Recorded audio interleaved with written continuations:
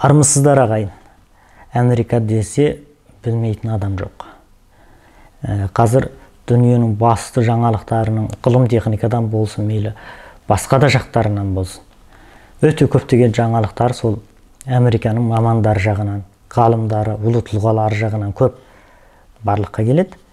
Енді бір қызығы, Америкада 4:30-да, таңғы сағат 4:30-да тұратын адам өте көп екен. Мысалы, Дональд Трампты айтайық, президент. Оның өзі сағат 4:30-да тұрады. Бүкіл отбасымен 4:30-да тұрып жұмысқа кіріседі. Осындай бір ынталануға, осындай құлшынуға не себеп? Өте көптеген әлемдік алпауыттар бар, алпауыт байлар бар, өте үлкен табысқа жеткен әлемдік шолпандар бар. Солардың барлығы сондай ерте тұрып, дене шынықтырып, ерте тұрып өзінің кәсібіне кірісіп жатады. Осыған қозғаушы күш сірә не? Осы жөнінде бізден көп ойланып жүрген адамдардың бірімін. Сонда бір байқағаным, осындай адамға күш қуат беретін кітаптар ол Америкада дүркін жарияланып тұрады, және ондай кітаптардың өтімі де өте жоғары болады екен. Әрине, бұл кейде бір кітап бір ұлттың тағдырын өзгертіп жатады. Бірнеше алға басар адамның бастауы соңынан неше жүз мың, неше жүз миллиондаған адамдардың шабытталып ілесуін, еліктеуін пайда қылып жатады. Бейне қойды серке бастайтыны сияқты. Сонымен бұл кітабымыздың аты, баяндайтын кітабымыздың аты Tools of Titans деп аталады. Алыптардың құралы деп жоталай аударсақ та болады, жопалап аударсақ та.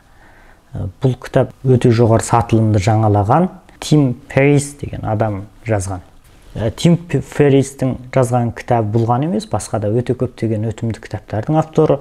Осы кітапты жазарда Американы аралап, әлем бойынша табысқа жеткен, ең үздік шолпандарды, ең ұлы байларды, ең ұлы мықты деген, әйгілі деген адамдардан 200-ін таңдап алып, солармен үнемі кездесіп, әңгімелесу, сұхбаттасу барысында олардың әдет дағдысын зерттеп, осы кітапты жазып шыққан. Скотт Ферристің әдемі сөзі бар. Адамды өзгертетін нәрсе оның ой арманы емес дейді. Адамды табысқа жеткізетін нәрсе оның әдет дағдысы дейді.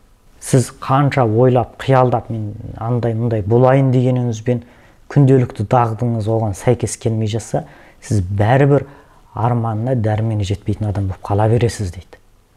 Сонымен бұл кітаптағы өзекті ойларды сіздерге ортақтаспақшымын.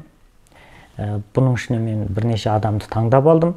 Соның ішіндегі бүгінгі ортақтасатыным, бүгінгі бізге үлгі болатын адам, ол Скотт Адамс деген комик авторы.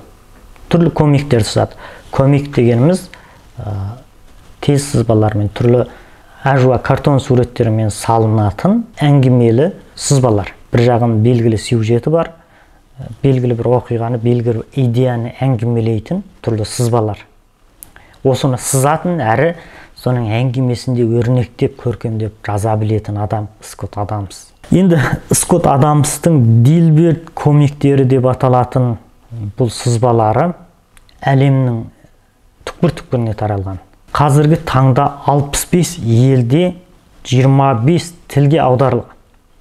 2000-нан астам газет журналда оның сол сызбалары авторлы құқық бойынша жарияланған. Өз саласында үлкен табысқа жеткен, бір шыңды бағындырған адам саналады. Енді біз Скотт Адамстың өмірлік тәжірибелері мен оның жастарға беретін, бізге беретін кеңестеріне үңіле кетейік. Скотт Адамс алғашында сол Америкадағы қарапайым кеңсе қызметкерінің бірі болды. Бірақ оның басқаларға ұқсамайтын бір ерекшелігі, ол күнде сағат 4-те тұрады екенде, жұмысқа шығуға дейін 4 сағат бойы сызу сызып жатты. Таңғы сағат 4-те тұрады, ылғи сондай түрлі комиктерді сызады. Оның енді қалыңдығы да сұрайды, бұны не үшін сызып жатырсың, бұның не пайдасы бар деп басқалар да сұрайды. Өйткені ол содан сызып, соған астына бір сөз жазып, оны журналға жариялап, одан тапқан табысы бір болмашы ғана нәрсе екен. Оның еңбек ақысының жартысына да жетпейтін кірім кіргізеді. Бұл таза экономикалық мақсат үшін емес. бірақ бұл осылайша сызып жүреді. Және бұның тағы бір әдеті бар екен, ол үнемі пост жазады. Түрлі өзінің блогына, парақшасына өзінің жаңа ойларын жазады. Ешқандай күні жазбай қалмайды, сөз жоқ жазады. Әр жазу барысында әртүрлі позициямен. Бір күні мақтап жазады, бір күні даттап жазады, бір күні ашулы бейнеде жазады, бір күні юморлы тілмен жазады деген сияқты. Жазу тәсілінде үнемі өзгертіп отырады. Сонда ылғи іздейтін нәрсесі халық қандай тақырыпты ұнатады. Халыққа қандай тақырып, қандай кезде өтімді және қандай формада жазғанды жақсы көреді. Қайсем менің содан бір ерекшелігім шығады, бөгенейім шығады, қайсем содан менің жазушылық стилім қалыптасады деген үнемі зерттейді екен. Әрі бұның сызушылық өнеріне де бұл ерекше жанасып жақын келеді. Сонымен бұл үнемі өзін өзі дамытып қана жүрген адам болады. Бірақ айналасындағы достар осыншалық ерте тұрып, осыншалық бір болмайтын істі сызып жазып, өстіп әуреленіп жүретініне қайран қалып жатады. Бұл жігітті өзінің блогындағы парақшаларындағы әдемі жазбаларын көріп, оны Wall Street газетіндегілер ұнатып қалады. Мынау бір тамаша журналист, дайын тұрған бір шығарма адам екен деп, оны өздерінің бір бағанын, арнаулы бағанын жүргізуге ұсыныс етеді. Әрине бұл кезде Скотт Адамс барлық жағынан дайын еді. Оқырманды қалай баурау, қалай қызықтыру, қалай үнемі өзінің шеңберінен шықпайтындай етіп, өзіне баурап алатындай әдіс тәсіл тапқан болады. Сонымен ол бірден дүркіреді, Wall Street газетіндегі өзінің бағанының да бағасын жоғарылатып, оқырманын арттыра түседі. Бірден табысқа жете бастайды. Енді осыдан бастап Скотт Адамс бүкіл әлемге әйгілі жазушыға, әлемге әйгілі сызушыға айнала бастайды. Осы барыста ол өзінің тәжірибелерін бізбен бөлісіп отыр. Бірінші қандай дейді? Көп адамдар өзіне нысана белгілейді дейді. Көбінде айтады да, табысқа жетуде сөз жоқ, нысанам осында дейді. Бірақ нысанада қандай екі түрлі жағдай болуы мүмкін. Не жетесің табысқа? Жетпей қалсаң сәтсіздікке ұшырайсың. Жете алмасаң. Ал Скотт Адамс қандай? Мен өзіме ешқандай нысана белгілеген жоқпын дейді. Мен мына сызуды сызып дереу бүйтіп жіберейін деп ойлаған жоқпын. Мен сондай сызуды сызсам, Wall Street газеті дереу ұсыныс ете қалады деп те ойлаған жоқпын. Ондай нысана болған жоқ менде. Менде тек қана бір мақсат болды. Мен өзімді системаластыруды ойладым дейді. Біз алдыңғы жолы мидағы құрал дегенді айтқанбыз. Адам миында түрлі құралдар болады. Сол сияқты адамның өзінде де бір түрлі система болады. Ол жүйе. Мысалы, өзінің жазушылығына, кемелді жазушылығына, сызушылығы сәйкес келу керек. Сол кезде ол бір жүйелі өзі дара туынды жарататын тұлғаға айналады. Скотт Адамс былай дейді. Бір түрден табысқа жету үшін бір түрден дүние бойынша алдыңғы орынға шығу керек дейді. Бұл бірінші тәсіл. Бір түрден дүние бойынша алдыңғы, бірақ бұл өте қиын. Ол үшін адам 4-5 жасынан бастап құлшыну керек, бірақ түрге құлшыну керек. Бірақ кейде сіз 20 жасқа келгенде, 30 жасқа келгенде ойланып жатуыңыз мүмкін. Ендеше тағы бір тәсіл бар ма? Әрине бар. Ондай шақты екінші тәсіл, сіз 2-3 түрлі өнерден 25%-ды бағындырсаңыз болды. Мысалы, ол айтады, мен Америка бойынша үздік сызушы емеспін дейді. Тек 25% адамнан сызушылығым жоғары болу керек дейді. Міне бұл мен 25%-ды бағындырғаным. Әрі үздік жазушы емеспін, бірақ мен 25% адамнан жақсы жазамын дейді. Енді осы екеуін қосқан кезде, және оған өзімнің кеңсе басқару өнерімді қосқан кезде, ол үздік кеңсе басқарушылық қабілеті бар. Осыларды қосқан кезде мен бір дара адам болып шыға келдім. Менің жетістігімнің сыры осыда дейді. Бұл әрі оңай дейді. Біреуден бір жалпы халықтың бір жағыңыздан 25% жоғары болу. Белгілі бір деңгейде бір сауаттылықты ғана қажет етеді.